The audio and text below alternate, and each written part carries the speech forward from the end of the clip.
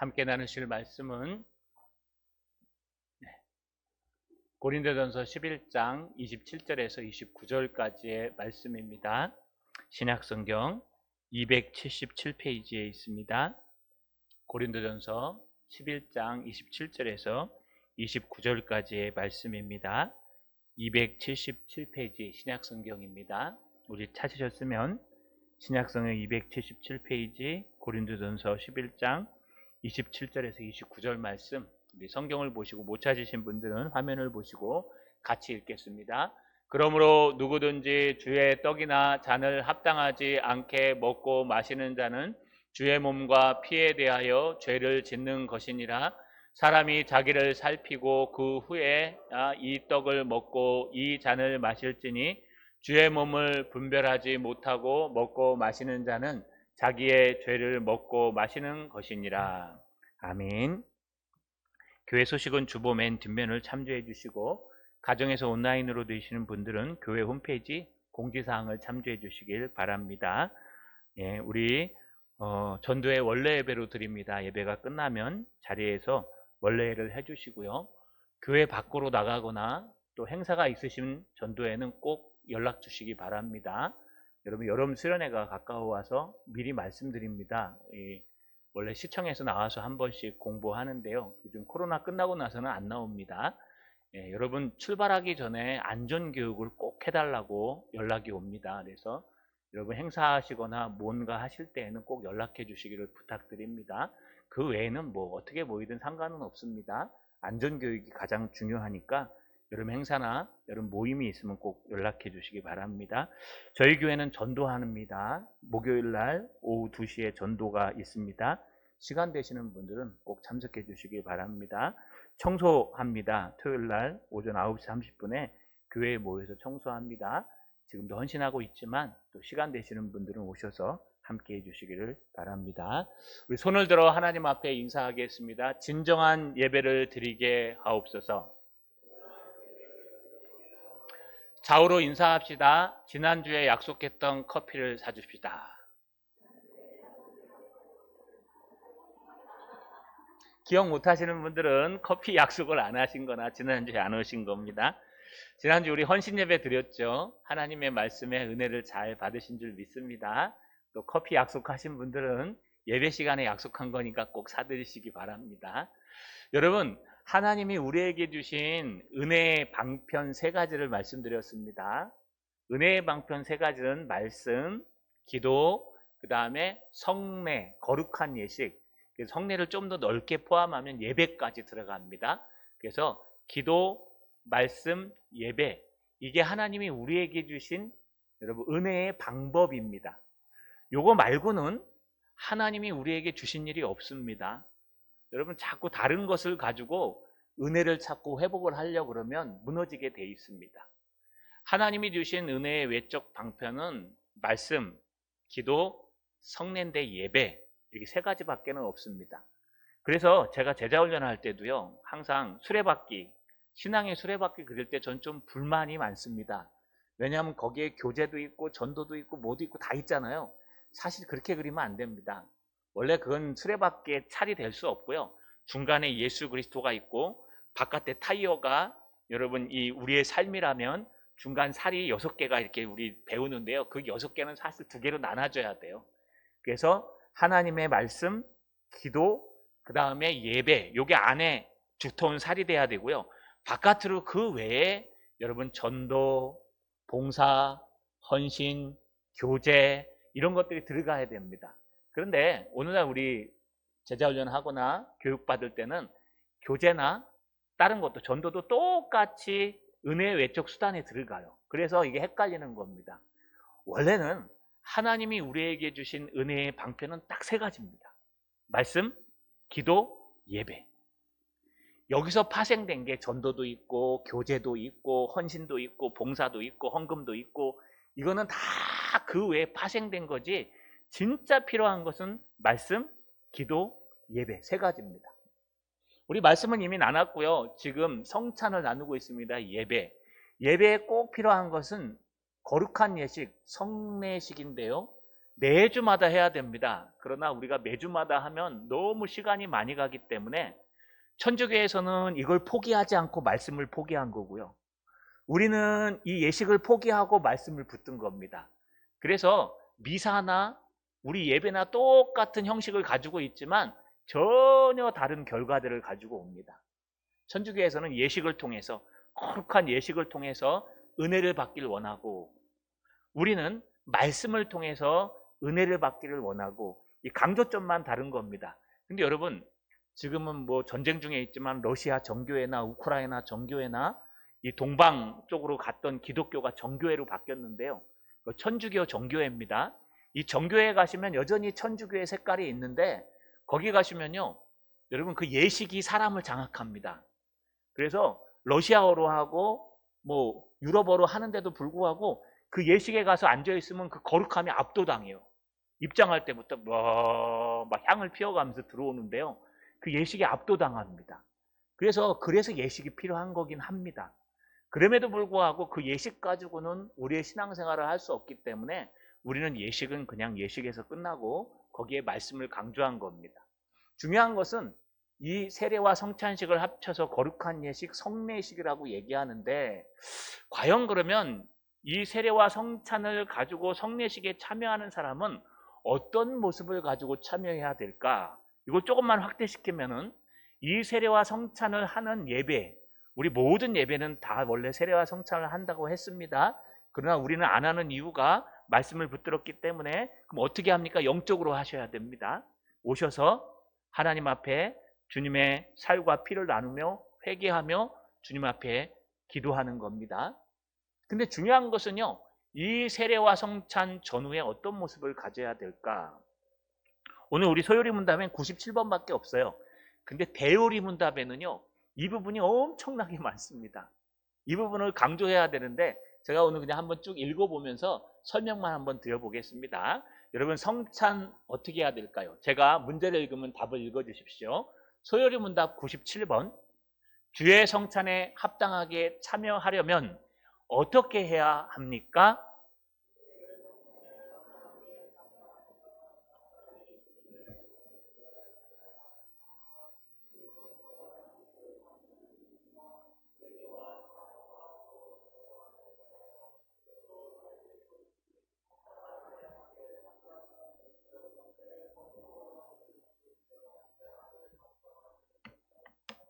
어렵죠? 이거 영어 번역본이에요. 영어로 만들어진 겁니다. 여러분, 주의 성찬에, 그냥 예배라고 합시다. 주의 예배에, 성찬이 있는 그 주의 예배에 합당하게 참여하려면 마땅히 해야 될 게 두 가지가 있어요. 하나는 스스로 살펴야 되고, 끝에 맨 밑에 줄에서 세 번째, 스스로 살펴야 되고, 또 합당하지 않게 참여하지 않도록 노력해야 됩니다. 두 가지입니다. 영어로 해석하면 딱 두 가지입니다. 마땅히 성찬에 참여하는 사람, 마땅히 성찬에 있는 예배에 참여하는 사람, 하나님을 만나기 위해서 주일 오전 예배, 수요 예배, 금요 기도회, 새벽 기도, 어떻게 해서든 하나님의 공예배에 정해진 그 성찬이 있는 예배에 참여하는 사람은 스스로 뭘 해야 되는가? 첫 번째가 스스로 하는 게 1번, 주의 몸을 분별할 줄 알아야 하고, 2번, 주님으로서 양식을 삼는 믿음을 가져야 하고, 3번, 회개와 사랑과 서로 순종함에 대하여 살펴야 할 것입니다. 이게 첫 번째 영어 번역입니다. 어렵죠? 예. 주님 앞에 예배하러 오시기 전에 여러분 해야 될 일이 있어요. 그게 뭐냐 하면 주님의 몸을 분별할 줄 알아야 됩니다. 또 주님으로서의 양식을 믿음으로 받아들일 수 있는 말씀의 양식을 받을 줄 아는 준비를 하셔야 됩니다. 또 잘못한 거 있으면 회개하고, 사랑하지 못한 지체 있으면 사랑하고, 서로 아끼고 순종하는 마음을 가져야 합니다. 이게 첫 번째 해야 될 일입니다. 그리고 나서 두 번째 해야 될 것은 합당하지 않게 참여하지 않도록 그 노력하고 계속 준비해야 됩니다. 그래서 이걸 세 개로 나눠서 대요리 문답에서는 얘기합니다.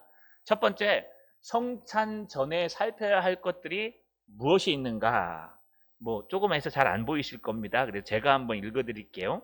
대요리 문답의 171번에 성찬의 세례를 받고자 하는 사람들은 성찬에 참여하기 전에 어떻게 준비해야 하는가? 아까 스스로 준비하는 3가지 얘기했죠? 그걸 조금 더 구체적으로 얘기합니다. 답은요, 성찬의 세례 받는 사람들은 성찬에 참여하기 전에 이에 대하여 준비해야 한다. 곧 첫 번째, 자신들이 그리스도 안에 있는가?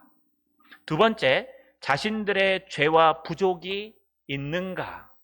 세 번째, 자신들의 지식, 믿음, 회개, 하나님과 형제들에 대한 사랑, 모든 사람에 대한 자선, 그들에게 해를 준 사람들에 대한 용서가 있는가? 네 번째, 그들의 그리스도를 추구하는 욕망을 갖고 있는가? 5번째, 그들의 새로운 순종을 검토함으로써 이 은혜의 운용을 새롭게 함으로써 심각하게 묵상하고 열렬히 기도함으로써 성찬 준비를 해야 할 것이다. 이게 뭘까요? 예배드리러 오시기 전에 문제 해결하고 오라는 얘기예요. 한마디로 얘기하면 형제랑 문제가 있으면 돌아가서 그 문제 해결하고 와서 예배드려라. 용서하지 못한 것들이 있다면 저 바깥에서 기도하고 용서하고 와서 예배드려라. 예배드리기 전에, 성찬에 참여하기 전에 나를 돌아보는 겁니다. 내가 정말 이 예배에 합당한 사람인가? 내가 정말 이 성찬에 합당한 사람인가? 내가 정말 그리스도를 알기 위해서 지금 오는 건가? 아니면 형식적으로 오고 있는 건가? 아니면 내가 정말 죄에 부족하고 연약하고 믿음 때문에 오는 건가? 아니면 사람들 보려고 오는 건가? 이거 착각하지 말고 돌아보라는 거예요. 이게 성찬 전에 우리가 살펴야 할 것들입니다.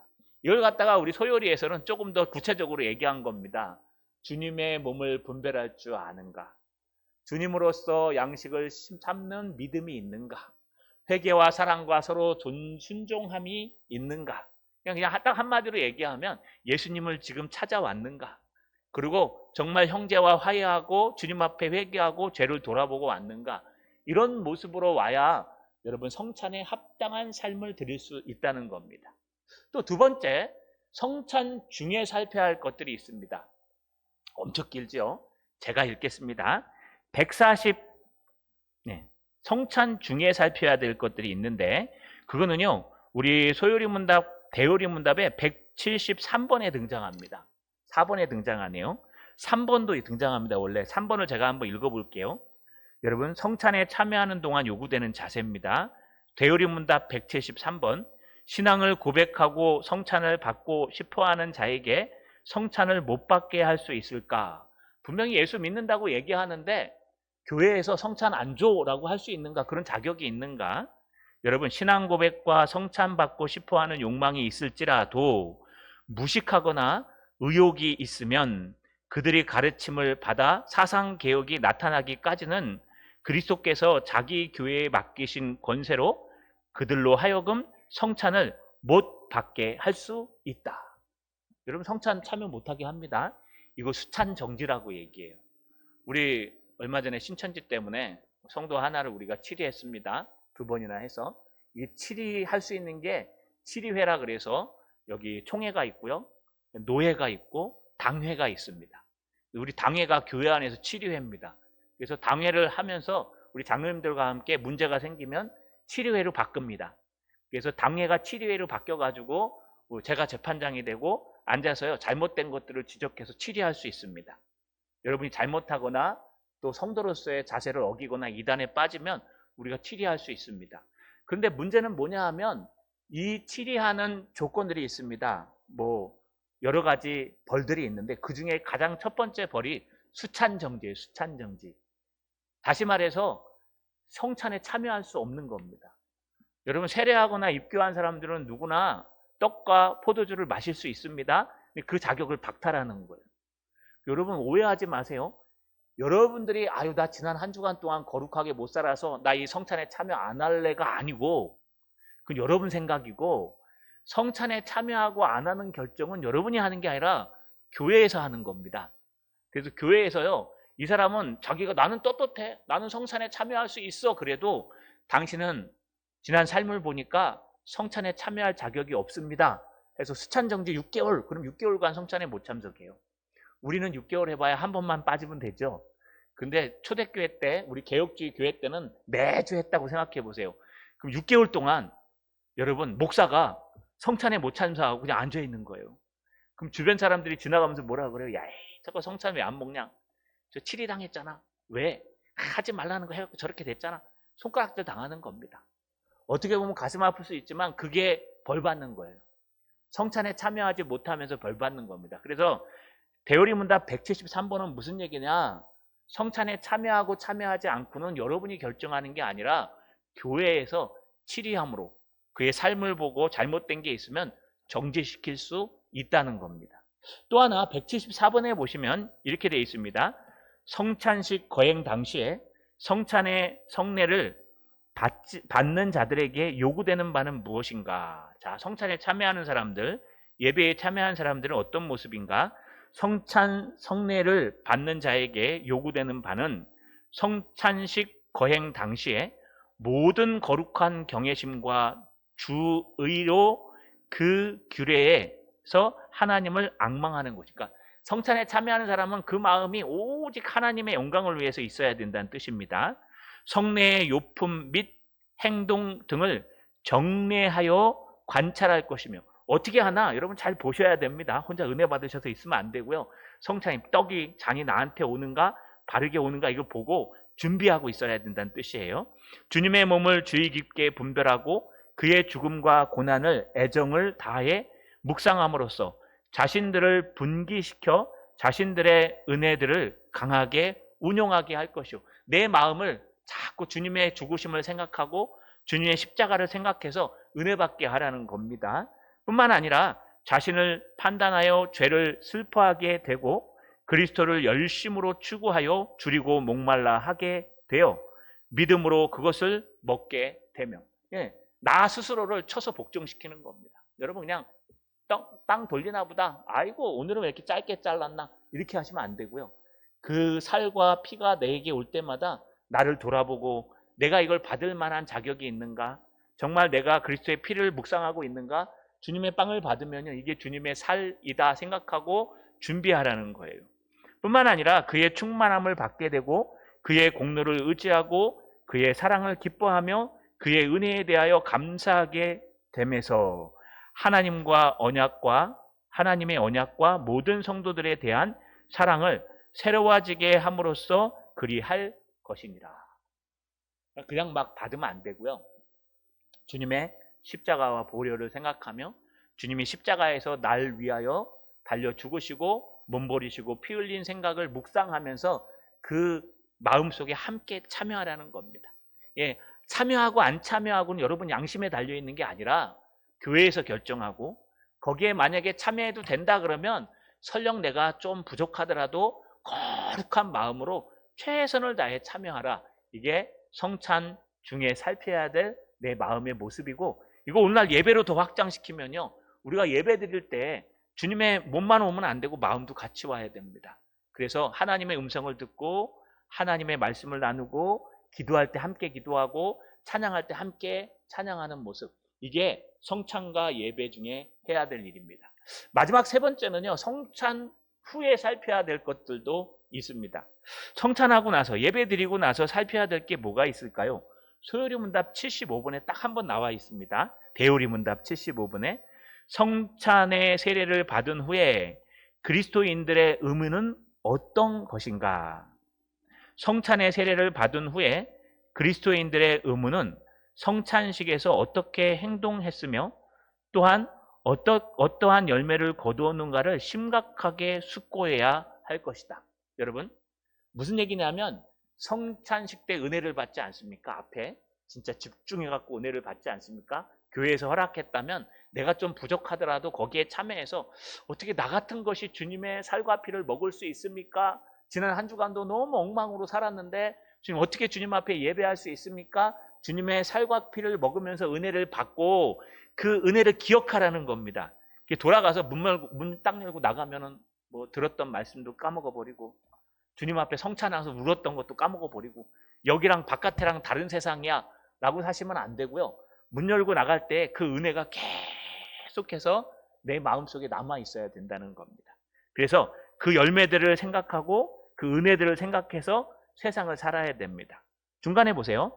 만일 그들이 소생함과 위로를 받았으면 하나님을 찬송하며 이 은혜의 계속을 빌며 뒷걸음질 하지 않도록 주의하며 맹세한 것을 실행하며 이 규례에 자주 참여하도록 힘쓸 것이다. 그러니까 예배 시간에 결정이 나야 돼요. 예배와 성찬 시간에 은혜를 받았으면 그 은혜가 바깥에까지 미치도록 붙들어야 되고, 바깥에까지 미쳤다면 그 은혜를 받고 마음속에 결단한 내용들을 삶에 실천해야 된다는 뜻입니다. 또 계속해서 그러나 현재 아무런 혜택이 없으면, 은혜를 못 받았으면 이 성례를 위한 준비와 이것에서 가진 자세를 더 정확하게 검토해야 할 것이다. 돌아갔는데 은혜를 못 받았어요. 돌아갔는데 주일은 지켰는데 성례는 했는데 기억나는 말씀이 없어요. 그렇죠? 그럼 뭐 설교자가 잘못 설교했겠죠. 그러나 대부분은 씨 뿌리는 자한테 뭐라고 안 그러고요. 받는 밭에 대해서 예화를 듭니다. 어느 날 예배 드리고 말씀을 듣고 있는데 또 성찬을 하고 있는데 은혜가 안 와요. 그러면 여러분 어쩌면 가시밭일 수도 있고 돌짝밭일 수도 있고 길가가 된 밭일 수도 있습니다. 그렇다면 우리 마음을 다음 주에 가서는 절대로 은혜 받고 와야 되겠다라는 마음을 먹어야 된다는 거예요. 다음 주에는 오늘처럼 이렇게 실패하면 안 되겠다. 예배에 실패하면요, 여러분 다른 것도 다 실패하게 돼 있습니다. 주님의 말씀을 듣는 것에 실패하면요, 우리 인생도 실패하게 돼 있습니다. 왜냐하면 하나님이 움직이시기 때문에, 하나님이 역사하시기 때문에 달라집니다. 그래서 여기 마지막에 뭐라 그러냐? 만일 그들이 두 가지에서 다 하나님 앞과 자신의 양심에 비추어 자신들을 간합할 수 있으면 때가 이르면 열매가 나타날 것을 믿고 기다릴 것이다. 준비하라는 겁니다. 주일을 준비하고 이번 주에 내가 실패했으면 다음 주에 하나님께서 주실 줄 믿고 그 다음 주를 위해서 기도하라는 겁니다. 또 마지막에 그러나 만일 그들이 어느 편으로도 보나 실패했음을 깨달으면 그들은 스스로 낮아져서 후에 더 많은 용심과 정려로 성찬식에 임해야 할 것이다. 어렵죠? 네. 대요리 문답도 할 겁니다. 근데 소요리 문답은 우리 유초등부나 초등학교나 초신자들에게 우리의 것을 간단하게 가르쳐 주려고 한 거고요. 대요리 문답은 성인들이나 목회자들이나 중직자들에게 신앙에 여러분 길을 가르쳐 주려고 만든 겁니다. 대요리 문답이 더 많고 자세하고 더 큽니다. 소요리 문답은 아주 간단하고 필요한 것만 들어간 겁니다. 우리 대요리 문답을 잠깐 살펴봤습니다. 성찬에만 끝나지 않고 예배도 들어간다고 했습니다. 왜냐하면 우리 개혁주의 때는 매 예배 때마다 성찬을 했기 때문에 똑같습니다. 우리 성찬 전에 살펴야 할 것들, 성찬 중에 살펴야 할 것들, 성찬 후에 살펴야 할 것들에 대해서 우리 나누어 보았습니다. 여러분 꼭 기억해 주십시오. 성찬 전에 스스로 살펴야 할 것은 내가 이 예배를 위해, 성찬을 위해 얼마나 준비하고 하나님 앞에 오는가, 얼마나 예배를 방해하는 것들을 떨쳐내고 올 것인가. 막 싸운 일이 있으면요, 전화 한 통해서 푸십시오. 그리고 와서 예배 시간에 앉아 있는 게 낫습니다. 집에 혹시 전기밥통 못 끄고 오셨으면 그냥 뛰어가서 전기밥통 끄고 늦게 들어오세요. 왜냐하면 불 나는 것보다 훨씬 낫잖아요. 그죠? 그 다음에 집에 뭐 안 좋은 일이 있으면 그거 해결하고 오십시오. 왜냐하면 여러분 스스로 자기를 살피고 회개하고 용서하고 다 해결하고 와서 예배에 집중해라. 이런 뜻입니다. 또 예배 가운데는 어떻게 하라고요? 다른 것에 신경 쓰지 말고 내가 이 예배에 참석해도 되는가? 내가 이런 뭐 되는가? 이런 거 다 내려놓고 오직 하나님의 영광을 위해서 말씀에 집중하고 예배에 집중하라는 겁니다. 또 예배가 끝나고 나서, 성찬이 끝나고 나서 집에 돌아가서는 어떻게 하라고요?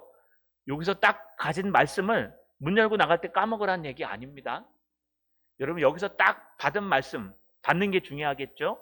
받는 말씀을 그대로 들고 안 놓치고 문 열고 나가서도 안 까먹어야 돼요. 나갈 때는요, 서로 얘기하지 마세요. 까먹잖아. 딱 기억하고 있는데 막 은혜 안녕하세요. 예, 그러고 나면 뭐지? 그걸 까먹잖아요. 농담입니다. 여러분 최대한 하나님의 말씀을 안 까먹기 위해서, 최대한 하나님의 은혜를 놓치지 않기 위해서 조심하셔야 돼요. 만남도 조심하셔야 되고 행함도 조심하셔야 되고, 옛날에 막 금요기도에 와갖고 기도 열심히 하고 불 받아간다고 막 성령의 은혜가 충만해서 집에 갔더니 왜 밥 안 차려줘? 그랬더니 막 화 한번 빡 내고 나면 은혜 받은 거 싹 다 날아가잖아요. 그 똑같습니다. 여러분, 은혜를 쏟아버리면 안 됩니다. 주일날 은혜 받기 위해서 막 노력했으면 그 은혜를 딱 받았다 적어 놓든지 아니면 붙들든지 꼭 붙들고 문 열고 나갈 때 조심조심 나가셔야 돼요. 집에 갈 때도 조심조심 가셔야 돼요. 운전할 때도 조심하셔야 돼요. 왜냐? 끼어드는 사람 있어도 그래 오늘 말씀을 붙들고 위로받으라 그랬지? 예, 아멘 하고 가셔야 돼요. 그냥 까먹고 그냥 약 하고 소란이 한번 지르면 은혜가 싹 쏟아져 버립니다. 그래서 예배 후에, 성찬 후에 나를 어떻게 살피냐? 받은 은혜를 놓치지 않기 위해서 노력해야 된다는 거예요. 혹시 은혜 받지 못한 예배를 드렸느냐? 그럼 다음 주에 은혜 받기 위해서 더 정진하고 더 정려하고 기도해야 된다. 이것이 성찬에 참여하는 사람들의 참여 전, 참여 중, 참여 후의 모습입니다. 그대로 하면 예배에 참여하는 사람들의 참여 전, 참여 중, 참여 후의 모습입니다. 말씀을 마치겠습니다. 예배에 실패하면요, 다 실패합니다. 예배에 성공하면 모든 것이 다 성공합니다. 예배는 어떻게 실패하고 성공할까요? 준비하셔야 됩니다. 주일 예배를 드리기 위해서 월요일부터 토요일까지 준비하시고 절제하셔야 됩니다. 또 예배 중에는요, 집중해서 주님만 바라봐야 됩니다. 예배 후에는요, 받은 말씀을 안 놓치고 그 말씀대로 살기 위해서 나머지 한 주간 동안 몸부림쳐야 됩니다. 혹시 말씀을 높이고 실수했다면 그 다음 주는 실수하지 않기 위해서 미리 내 마음을 갈아엎고 묵은 땅을 기경해서 주님 전에 나와야 한다는 겁니다. 그래야 실패하지 않는 성찬, 그래야 실패하지 않는 예배를 하나님 앞에 드릴 수 있다라는 것을 우리 소요리 문답 97번에서 얘기하고 있는 겁니다. 여러분, 우리 다시 한번 돌아봅시다. 이번 주 승리하셨습니까? 오전 설교 내용이 기억나십니까? 주님 앞에 예배드렸던 그 은혜가 가슴속에 있으십니까? 혹시 놓쳤더라면 다시 기도합시다. 하나님의 말씀이 기억나고 하나님의 예배의 은혜가 기억나서 우리 한 주간도 예배 가운데, 말씀 가운데 주님의 말씀을 붙들고 유라굴로 강풍을 이겨가는 저 여러분 되시기를 주님의 이름으로 축원합니다. 전능하신 하나님, 고맙고 감사합니다. 오늘 성찬 마지막 모습으로, 문답으로 성찬 시, 성찬 전, 성찬 후에 어떻게 살아야 할 것인지 나누어 보았습니다. 우리가 성찬 전에는 늘 묵은 땅을 기경하고 준비하게 하옵소서. 성찬 중에는 하나님의 말씀, 주님의 살과 피를 기억하며 집중하게 하옵소서. 성찬 후에는 돌아가서 그 성찬의 은혜, 예배의 은혜를 붙들고 하루하루 살아갈 수 있도록 지금 역사하시고 도와 주시옵소서. 예수님의 이름으로 기도하옵나이다.